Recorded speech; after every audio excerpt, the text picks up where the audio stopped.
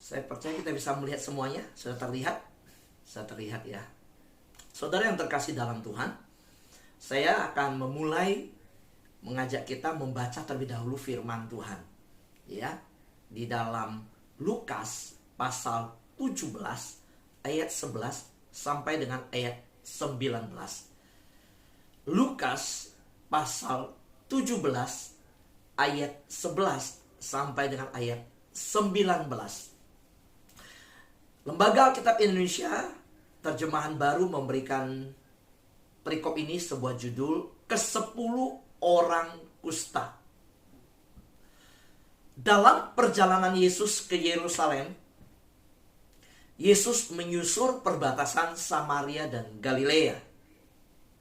Ketika Yesus memasuki suatu desa, datanglah 10 orang kusta menemui Yesus.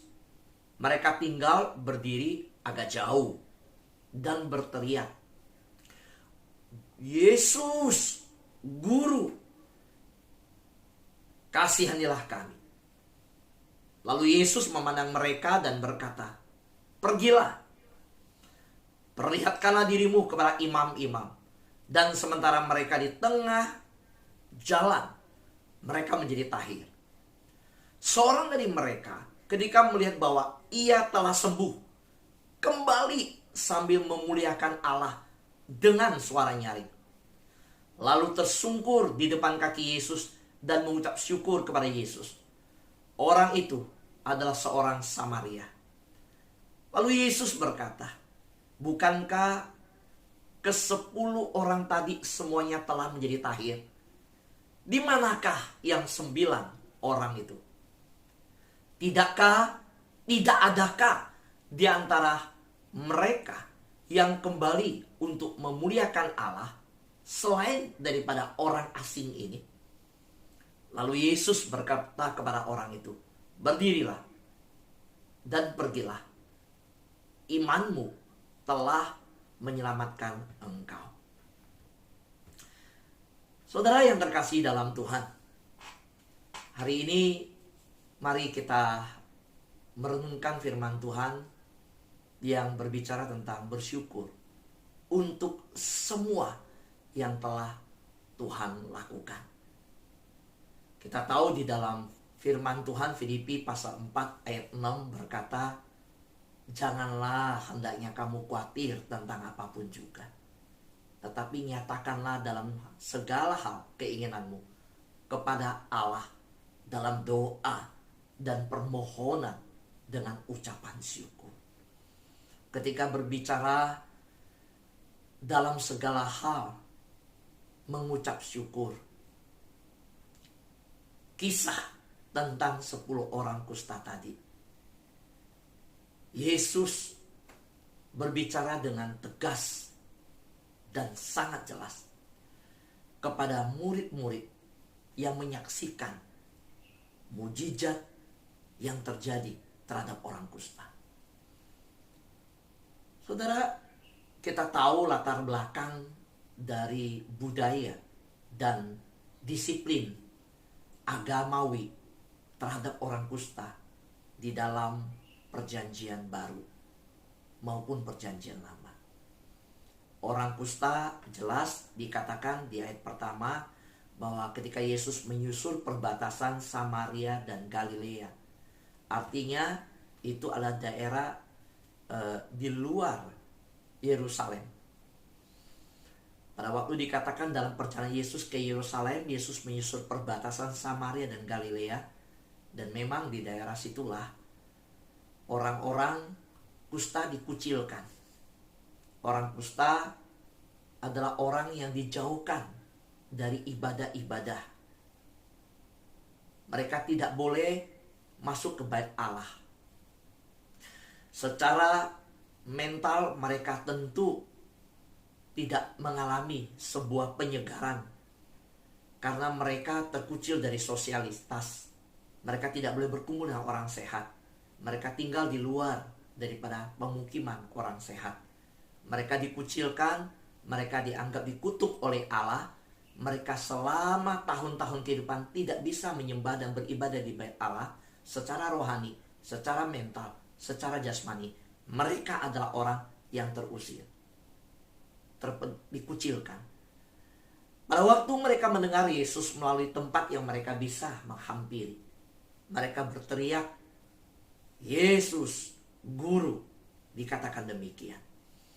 Dalam pengenalan mereka, mereka sebatas mengenal Yesus yang adalah seorang guru. Dan apa yang terjadi ketika mereka berteriak kepada Yesus meminta belas kasihan? Pasti mereka sudah mendengar siapa Yesus. Pada waktu mereka berteriak, "Yesus Guru," Yesus tahu keinginan mereka. Yesus langsung berkata, "Perlihatkanlah dirimu kepada imam-imam." Di dalam aturan yang ada di Imamat pasal 14, mereka harus menunjukkan diri bahwa mereka sembuh. Tentu 10 orang ini punya iman. Perhatikan. Mereka punya pengharapan, mereka punya iman. Alkitab berkata iman, pengharapan, dan kasih. Dalam pengharapan, mereka berani datang, berteriak, dan datang kepada Yesus. 10 orang sepakat. Tapi tunggu dulu, karakter berbeda. Saudara, ketika mereka dalam pengharapan kepada Yesus, "Guru, kasihanilah kami." Lalu Yesus berkata, "Perlihatkan dirimu ke imam." Sekarang mau pergi apa enggak? Karena saudara harus tahu, di Imamat dikatakan, kalau seseorang kusta menghadap imam, itu mereka meminta diperiksa untuk penyakitnya bahwa mereka sudah sembuh. Tapi kalau belum sembuh, mereka menunjukkan diri. Itu resikonya besar. Berarti mereka melangkah dengan iman. Tetapi setelah melangkah dengan iman, mereka pulih. Betul. Lalu dalam pemulihannya, mereka langsung 9 orang terus berjalan. Ini kesempatan. Tunjukkan diri ke imam. Imam, sudah sembuh kok. Tetapi mereka tidak menyadari, seperti 1 orang tersebut. Yang 1 orang kembali kepada Yesus. Saudara, mereka punya iman. Yang 9 orang. Mereka bergerak. Waktu Yesus bilang tunjukkan diri. Oke, tunjukkan. Tapi setelah dapat kesembuhan, 9 itu sayangnya tidak melangkah kepada kasih akan Allah. Selesai. Mereka tinggalkan Yesus. Tetapi yang 1 orang selain punya iman, pengharapan, punya kasih. Yang dia lakukan apa? Dia dikatakan di sana, ketika melihat bahwa ia telah sembuh, kembali sambil memuliakan Allah dengan suara nyaring. Dia langsung ke atas. Dia bukan tunjukkan diri ke manusia. Saudara, sampai kepada Yesus apa yang dilakukan? Dia tersungkur dikatakan. Tersungkur saudara di depan kaki Yesus. Mengucap syukur kepada Yesus. Dan mengejutkan siapa dia? Orang Samaria. Tidak dikatakan 9 orang itu siapa. Tetapi dengan mengatakan ini orang Samaria yang dianggap oleh orang Yahudi bukan Yahudi asli, justru tahu mengucap syukur dibanding mereka yang mungkin dalam kelompok itu ada orang Yahudi yang menganggap mereka adalah orang yang murni, umat pilihan Allah. Sahabat dan saudara yang terkasih dalam Tuhan semua, kita di dalam perjalanan 14 seri tentang mendengar suara Tuhan. Di dalam 14 seri mendengar suara Tuhan, 4 khotbah terakhir dalam rangkaian 14 seri mendengar suara Tuhan. Di dalam seri yang ke-13 ini, saya mengajak kita masuk dalam tema belajar tentang bersyukur untuk semua yang telah Tuhan lakukan. Orang yang rindu mendengar suara Tuhan dan yang mengerti kehendak Tuhan, suara Tuhan, dia tahu mengucap syukur untuk semua hal yang telah Tuhan lakukan. Seorang yang peka akan suara Tuhan, dia tahu kehendak Tuhan adalah bersyukur di dalamnya. Ketika kita mengucap syukur dengan berkata terima kasih atas apa yang telah Tuhan berikan kepada saya, saudara, ini adalah doa yang membawa kebahagiaan. Ingat saudara, di dalam 4 khotbah terakhir, kita sama-sama belajar 4 langkah menuju bahagia yang dari Tuhan. Tuhan ingin kita bahagia. Tuhan sediakan, Tuhan beritahu kita di dalam surat Filipi melalui wahyu kepada Paulus. Pada waktu Paulus menuliskan, kita belajar, kita membongkar dari isi kitab Filipi. Apa yang kita temukan? Di situ Tuhan ingin kita bahagia. Dan Tuhan memberikan kepada kita langkah-langkah kebahagiaan itu. Kita sudah bersama-sama mengenal di dalam Filipi pasal 4 ayat 4. Jangan khawatir tentang apapun. Kita mengenal di dalam Filipi pasal 4. Berdoalah tentang segalanya. Dan hari ini kita di dalam belajar firman Tuhan ini, kita mengenal bahwa Tuhan mengajarkan kepada kita bersyukur untuk semua yang telah Tuhan lakukan. Mengapa Tuhan di dalam bagian Filipi pasal 4 ayat 6 mengajarkan kita bersyukur?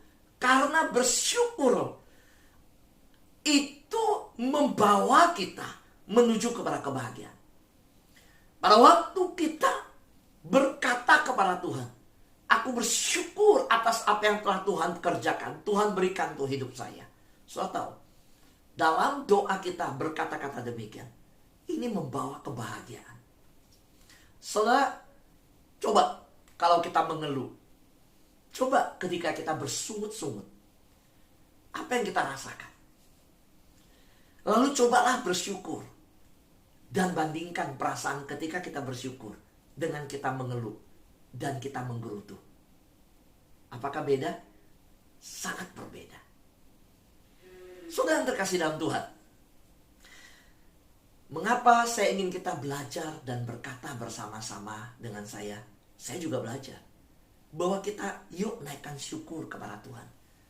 Dalam pujian, di worship night, di dalam doa pagi kita, di dalam doa-doa kita, di dalam pujian kita, kita boleh berkata, terima kasih Tuhan. Saudara kita naikkan kan pujian lagu, terima kasih Tuhan untuk kasih setiamu yang ku alami dalam hidupku. Yang kita sudah alami, yang kita alami. Kita bersyukur kepada Tuhan. Terima kasih Yesus untuk kebaikanmu sepanjang hidupku. Apa lagunya katakan? Sepanjang hidupku yang ku alami. Terima kasih Yesusku. Kita bersyukur. Kita juga berkata dalam pujian, terima kasih Yesusku. Terima kasih Yesusku. Puji syukur. Saudara, ketika kita berkata berterima kasih, inilah yang Tuhan kehendaki. Inilah yang Tuhan mau. Dan ketika Tuhan mau ini bukan karena sesuatu yang lain. Justru demi kebaikan kita. Pada waktu Tuhan memberikan kita langkah menuju kebahagiaan, Tuhan memberikan langkah ketiga ini, yaitu apa? Berterima kasih, mengucap syukur untuk segala sesuatu yang Tuhan telah lakukan. Bukan Tuhan minta terima kasih. Saudara perhatikan dengan baik di dalam Kejadian 10 orang kusta ini. Sehingga kita memiliki paradigma yang baru di dalamnya. Waktu orang kusta yang satu itu kembali kepada Tuhan, Tuhan gak minta terima kasih. So malaikat bisa menyembah Tuhan, memuji Tuhan. Jangan pikir pekerjaan Tuhan itu butuh terima kasih kita. Enggak. Pekerjaan Tuhan enggak butuh terima kasih kita. Pekerjaan Tuhan, ketika kita berterima kasih di dalamnya, menunjukkan karakter kita. Saudara, terima kasih kita kepada Tuhan bukan menunjukkan karakter Tuhan. Enggak. Tanpa kita terima kasih, Tuhan udah cukup kok. Tuhan gak butuh, saudara. Tanpa kerjasama kita pun Tuhan bisa mempertobatkan dunia. Betul gak? Tuhan bisa memakai ayam mempertobatkan Petrus, memakai ikan mempertobatkan Yunus, memakai keledai mempertobatkan Bileam. Saudara, Tuhan sanggup, saudara. Tuhan bisa. Nah, apa yang Tuhan tidak bisa? Tuhan sanggup. Apakah Tuhan butuh terima kasih? Enggak. Terima kasih itu di dalam apa yang dilakukan oleh orang kusta tersebut menunjukkan apa? Menunjukkan bahwa orang tersebut jelas tahu memuliakan Allah. Dikatakan di sini bahwa ketika dia sembuh, seorang dari mereka ketika melihat bahwa ia telah sembuh, kembali sambil memuliakan Allah dengan suara nyaring. Dia sadar sumber kesembuhannya dari Allah. Dia sadar bukan karena usahanya datang kepada Yesus lalu dia sembuh. Enggak. Bukan karena dirinya. Fokusnya bukan diri, fokusnya kepada yang di atas, kepada Tuhan. Bukan antroposentris tapi teosentris. Bukan pusatnya dia tapi pusatnya Tuhan. Maka dia kembali kepada Tuhan. Saudara yang terkasih dalam Tuhan, kalau kita melihat situasi keadaan yang sekarang, mungkin kita berkata, Pak Fu, bagaimana saya bisa mengucap syukur? Situasi yang berat, suami kena Omikron, lalu semua ikut-ikutan positif. Bisa nggak mengucap syukur? Berterima kasih. Saya mau nunggu sembuh dulu baru bersyukur. Ingat saudara, ada orang yang sebelum menerima jawaban doa sudah bersyukur. Ada orang sudah terima jawaban doa baru bersyukur. Apa bedanya? Orang yang bersyukur sebelum menerima jawaban doa, itu namanya orang yang beriman. Dia punya iman. Tetapi orang yang bersyukur setelah dapat jawaban doa, itulah namanya bersyukur. Itu syukur, ya. Waktu mobil baru, biasa ucapan syukur masuk rumah baru, anak lahir, dapat anak, waktu menikah mengadakan ucapan syukur, sesuatu anak wisuda, pulang dari luar negeri, mengucap syukur, bikin ucapan syukur, itu biasa. Tapi bisa nggak kita tetap mengucap syukur sebelum jawaban doa diberikan? Saudara yang terkasih dalam Tuhan, ini yang saya maksud. Tidak peduli seberapa suram situasi saat ini. Seolah-olah saya juga belum melihat kok jawaban doanya. Situasi masih seperti ini. Saudara, kita selalu dapat menemukan alasan, sesuatu untuk disyukuri. Mari kita lihat alasan untuk bersyukur. Saudara, ketika keadaan kita dalam keadaan sakit, kita harus karantina.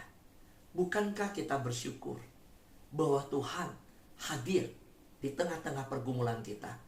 Kita baik bisa memiliki perawatan, kesempatan untuk beristirahat. Kita melihat sisi-sisi, paradigma-paradigma yang baru yang Tuhan berikan untuk kita. Cobalah lihat, bukan hanya keadaan kita saat ini, melampaui keadaan kita. Saya percaya kita bisa menemukan alasan untuk bersyukur. Orang kusta, kita kembali ke orang kusta tersebut dan kepada penulis surat Filipi. Paulus ada di penjara. Lalu dia menulis berkata, naikkanlah dalam doa dan permohonan ucapan syukur untuk segala hal. Bukankah Paulus di dalam situasi yang suram di penjara?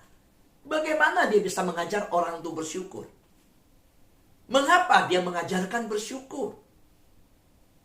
Sedangkan dia sendiri ada di penjara. Karena disitulah kekuatan, letak kekuatannya. Seorang yang dalam keadaan situasi yang begitu suram. Ketika Paulus berkata, naikkanlah doa untuk segala hal dan juga dalam permohonan ucapan syukur. Paulus sedang menunjukkan bersyukur itu tidak ditentukan oleh keadaan di luar. Mengucap syukur itu ditentukan oleh keadaan yang di dalam.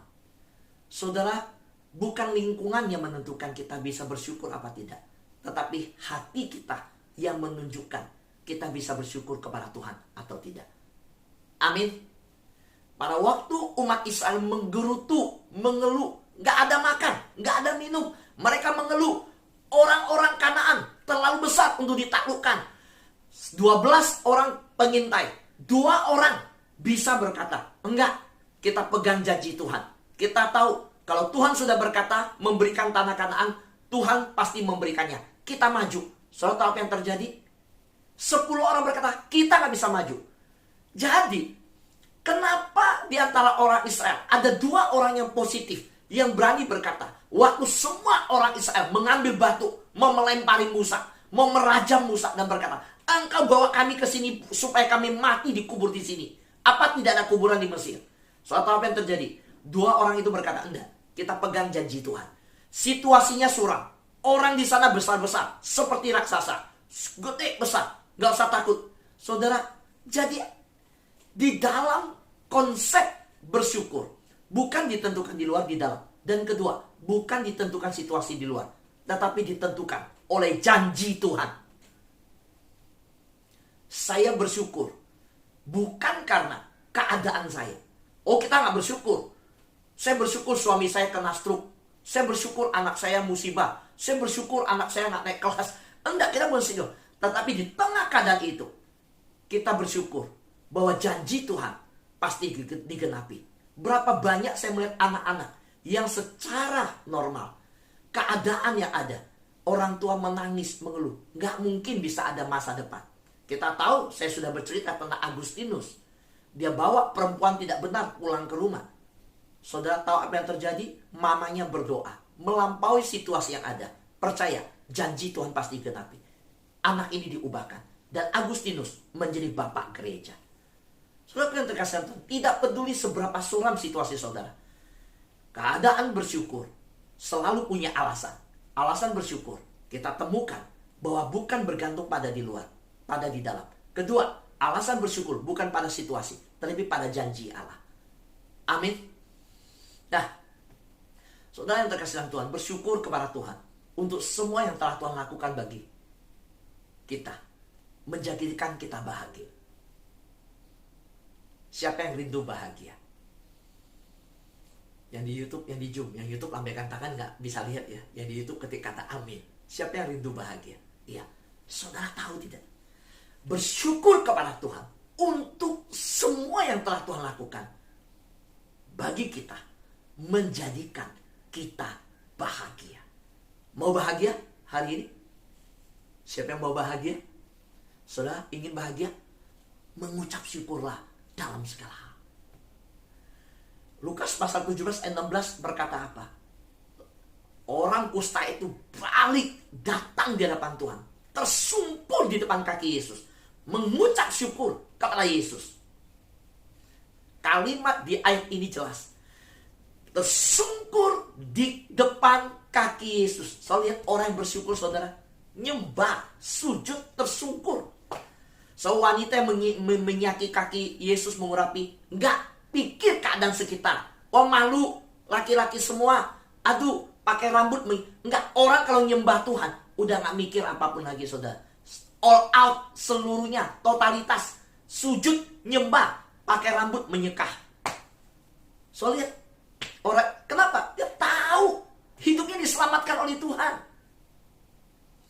Saudara-saudara dan saya hari ini tidak dibatasi keadaan. Omikron. Mau Omikron mau apa di luar, kita Zoom jalan terus. Kita nyembah Tuhan. Kita diberi kesempatan oleh Tuhan memuji Tuhan. Kita bersekutu. Tapi saudara tahu, kita tetap harus belajar mengucap syukur kepada Tuhan. Saudara, kemarin rumah saya mati listrik. Daerah kami, bukan hanya rumah saya, daerah. Ya, saya rumah mati, saya pikir NCB-nya jatuh. Saya keluar, saya naikin lagi. Oh enggak, ya udah.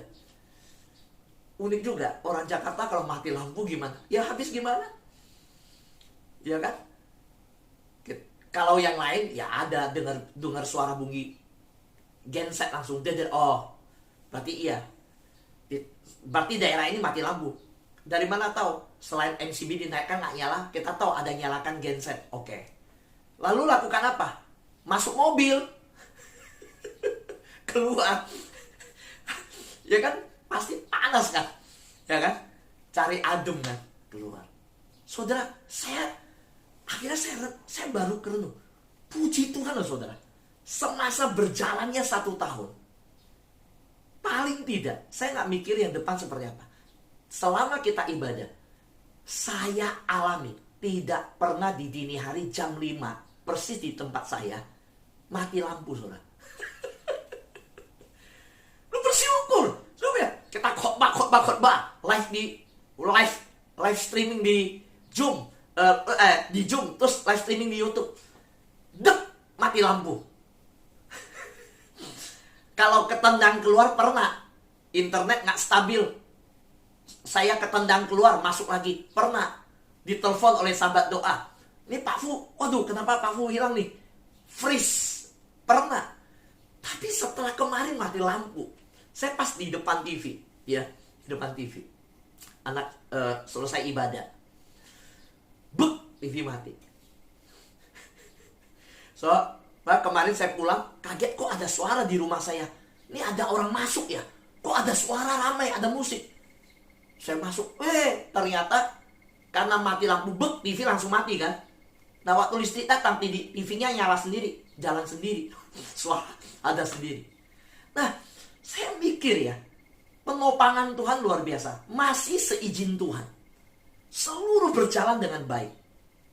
Coba lihat, setiap hari kita berjalan, termasuk yang kita undang khotbah, yang kita undang firman Tuhan, semua berjalan dengan baik. Yang hari Sabtu kesaksian di tempat mereka, semua berjalan live internet. Saya bersyukur. Saya tahu ini penopangan Tuhan luar biasa. Kadang-kadang saya minta bersaksi, minta khotbah, aduh Pak Fu doain supaya internet di tempat saya lancar. Jangan saya sambil kesaksian nanti. Dulu kan hari Sabtu kita kesaksian kan, ya kan? Sekarang kalau Sabtu kan kesaksian terus firman Tuhan. Berjalan baik, semua anugerah. Nah, saudara lihat, ada cara-cara Tuhan. Saudara yang terkasih dalam Tuhan, yuk seperti penderita kusta yang berbalik, mari kita renungkan hari ini. Apakah saudara bersyukur atas apa yang telah Tuhan Yesus lakukan bagi saudara? Apakah kita bersyukur? Saudara, apakah saudara kembali kepada Tuhan dalam doa dan dengan senang hati berterima kasih kepada Tuhan, berulang-ulang menyembah Tuhan, bersyukur atas apa yang kita alami? Kadang saya mendengar waktu berdoa untuk yang sakit, tolonglah kalau yang udah sembuh didoakan, termasuk yang Omikron, kalau udah sembuh kasih kabar ya. Jangan udah sembuh gak kasih kabar. Udah didoakan, ya, udah didoakan, udah sembuh gak kasih kabar. Kita doain. Lebih lagi pernah kita alamin, orangnya udah meninggal, sudah meninggal, kita doain namanya, sebulan lebih baru kasih kabar. Kita bilang ini udah meninggal apa belum ya? Apa udah sembuh apa belum ya? Atau apa kabarnya? Maksudnya bukan udah meninggal, maksudnya udah sembuh apa belum? Akhirnya kita dapat kabar udah meninggal, lupa kasih kabar. Nah saudara, yuk kita tahu bersyukur kepada Tuhan. Hari ini saya ajak kita sama-sama kembali kepada Tuhan dalam doa dengan sukacita. Yuk kita berterima kasih kepada Tuhan.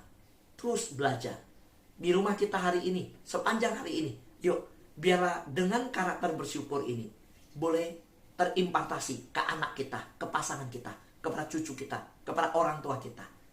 Mari, Tuhan ingin kita memiliki integritas di hadapan Tuhan. Ketika sudah dapat dari Tuhan berkat, jangan lupa mengucap syukur kepada Tuhan. Amin. Tuhan berkati kita semua.